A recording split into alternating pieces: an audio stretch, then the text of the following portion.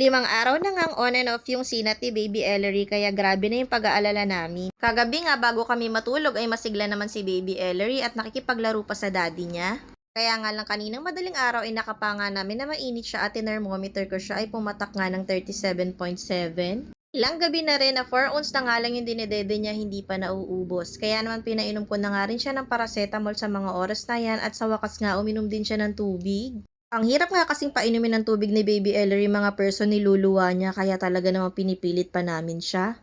Natulog nga pala ulit kami tapos gumising na lang kami ng maaga dahil napagdesisyon na namin na ipa-check up na si Baby Ellery. Siyempre kahit magpapa-check up lang dapat naka-OOTD ang very Latina na baby na to. Fast forward na nga mga person na andito na kami sa may hospital. Hindi nga kami nakapagpa-appointment kaya naman nagtanong na lang ako dito sa information kung may available na pediatrician ngayong araw. Mabuti na lang talaga at naabutan namin ng pediatrician dito. Sa wakas nga mga person, hindi naman nabawasan ang timbang ni Baby Ellery. 7 kilos pa rin siya kahit na 5 days nang on and off itong sinat niya.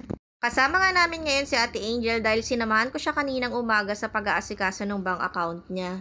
Panghapon pa naman yung pasok niya kaya sinamahan niya muna kami ni Baby Ellery magpa-check up. Hinatid lang kasi kami ng Daddy Gerson dito dahil may work pa siya. Ay, ang hirap kasi mga person kapag wala kong kasama, ang dami kong bit-bit tapos may baby pa. Madalas pa naman ako napupunta sa CR kaya kailangan talagang may kasama ako lagi. Sirain kasi yung tiyan ko.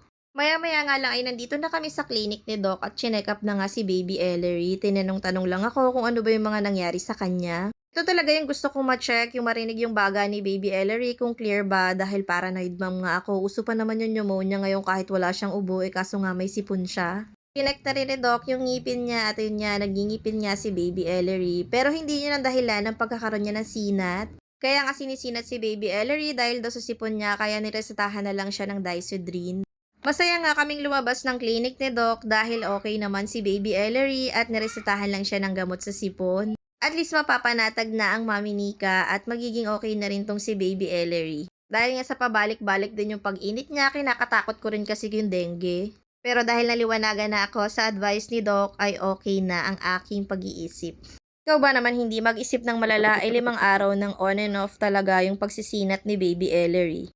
Pauwi na nga kami sa mga oras na yan at kinuha na nga namin yung mga dedean ni Baby Ellery na nakumpiska dahil bawal nga ito sa loob ng hospital. Alam nyo naman ay sinusulong talaga ang breastfeeding.